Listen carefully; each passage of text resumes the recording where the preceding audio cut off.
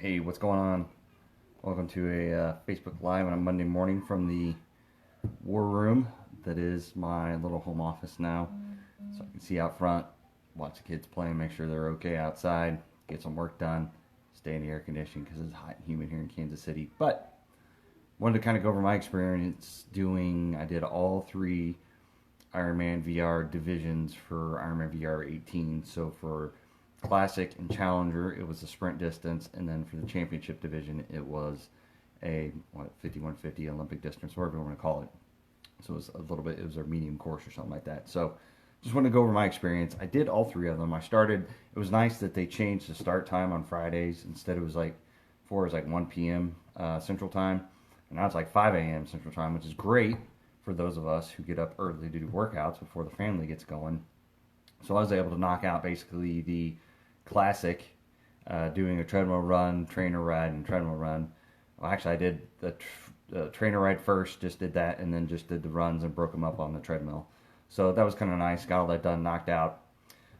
Then I was going to go outside and finish up the two runs for the Challenger division, but I did the first 0.95 mile run and forgot to sign up for the actual division. So that's the key, is if you want to do all three of these things, you have to sign up at the right order, and you have to sign up as soon as you finish one, and you sign up for the other one so you qualify. Because I went and ran, I paused the workout and went back in and signed up, and went back and resumed and saved it, and unfortunately it didn't count, so I, quote, wasted a mile of my workout or whatever. I had to run back home to restart because I forgot to do it before I left the house. So then I finished my Challenger runs.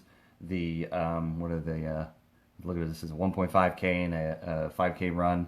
So I did those 4 runs and a ride, and then in the afternoon I finished the Ruby ride for the Challenger division, which was a bit of a pain in the butt, because for whatever reason Ruby kept crashing on me. So it crashed 3 times, and finally I got to a point where I stopped zooming in so I could just see the map upper level view, and it was okay. I mean, but the point of the augmented reality for Ruby is to be able to see the courses you're riding. So I kind of lost that effect because my computer just wouldn't do it. I downloaded the course, tried to preview it, it just didn't work. So I crashed Ruby 3 or 4 times, had to keep restarting, waste some time on that. So I finished the ride. So then I finished the Challenger division Friday afternoon, and then I just did a little run that didn't count for anything for the virtual stuff. And then I signed up for the championship division. So on Saturday morning, I did them in order, went out and did and that was a 3K run, I believe. Outside, came inside, did my Ruby ride on the trainer, and then went outside and did my 10K run outside. So I did that. It was nice to do it on Saturday morning before it got really hot around here, because we're getting back in humidity here in Kansas City. Last week was beautiful and perfect. This week it's not.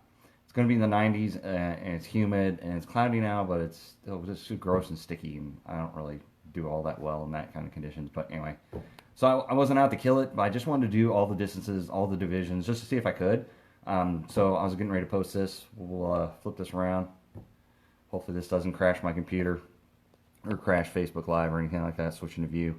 So this is the completion of all these. So if you look, I did the Classic Division, Challenger, Championship. So I show up in the different results. So I was able to do all 3 of them.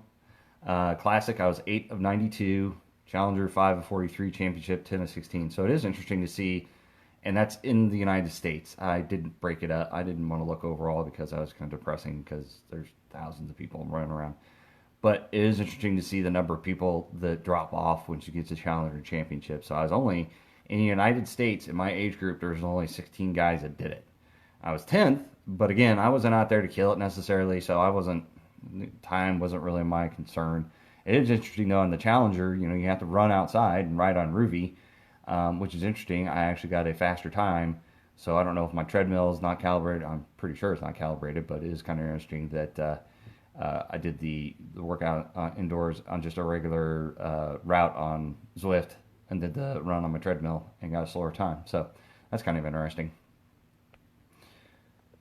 So overall, I mean, it was something entertaining to do. Like I said, I'm not out there to I tried the championship division when they first started out there, and my results was mediocre at best. There was no way it was not good for everybody in the world in my age group, and then it was decently okay for the United States, and I don't think they're even getting into down to the country for championship slots and all this stuff, and who knows when the next 70.3 world champs is going to be. But anyway, it wasn't really worth all the pain and hassle and suffering to go through and weigh yourself, calibrate your trainer, make sure you do all this stuff, and cross your T's, dot your I's. It was just kind of more of a waste of time for me personally.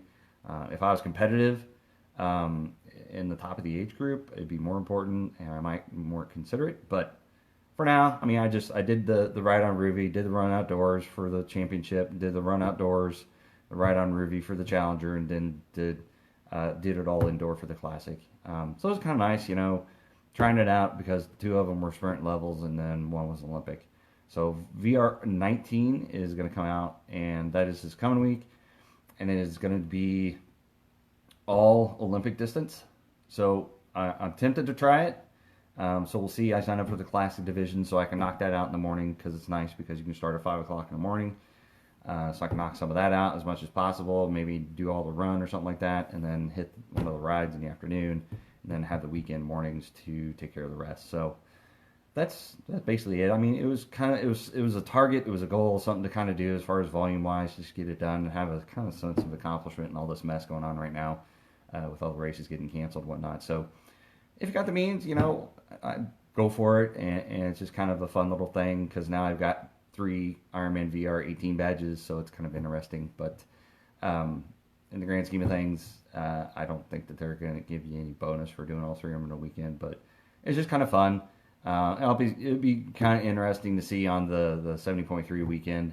I doubt there'll be much tolerance in the give of family life to be able to pull that off, because I definitely have to break that up like probably 3 days in a row of 70.3, which I think is doable. But again, we got family, we got kids, the whole going back to school debacle is going on, so that rages on, so it takes up a lot of time too. So anyway, I just wanted to kind of share my experience, VR18, doing all 3 divisions in one weekend, and I think it was very doable, especially if the Classic's very flexible, Challenger's flexible because you've got the whole weekend to do it, but the championship, you got your 12-hour window, so as long as you're playing out right, it's not that big a deal. You can probably knock it out pretty good and have a good time. So any questions about my experience or anything, just put them in the comments, let me know. Otherwise, we will talk to you later. Happy training, and always hit me up with questions.